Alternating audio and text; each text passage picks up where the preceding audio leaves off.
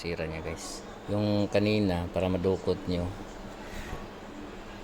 silverado to para madukot nyo, para pag kasi wala na siyang engineering plastic, ang mangyayari hindi na ka na makapag-ship ng matino, tsaka hindi ka na makapag-ship to park, hanggang neutral lang siya. So ibig sabihin yung susi mo hindi matatanggal.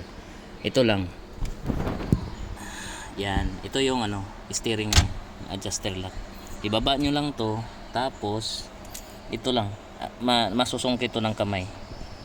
Ito ibaba nyo lang tong yung steering adjuster lock, tapos pwede nyo na tong sungkitin sabay apak sa preno. Yan, malambot lang naman ang kable ng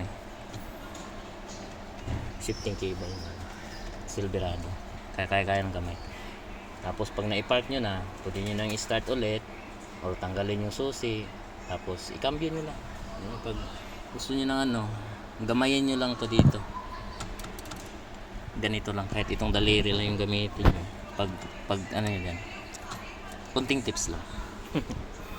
Ito lang yung dahilan niya, wala na siyang engineering plastic. Ibig sabihin may clearance na siya sa ito, kasi yan siya yan dito, tanong sa taas. Ayan, may clearance na siya. Ibig sabihin wala na, hindi na siya mag-ship ng matino. Hindi ka na makapag-ship sa park pag ubos na yung, hindi naman siya naubos, nabibiyak lang talaga. Yan yung masakit sa Silverado. Hindi na lang sana ginawang copper yung pinanglagay dito sa dulo. Okay guys, sa susunod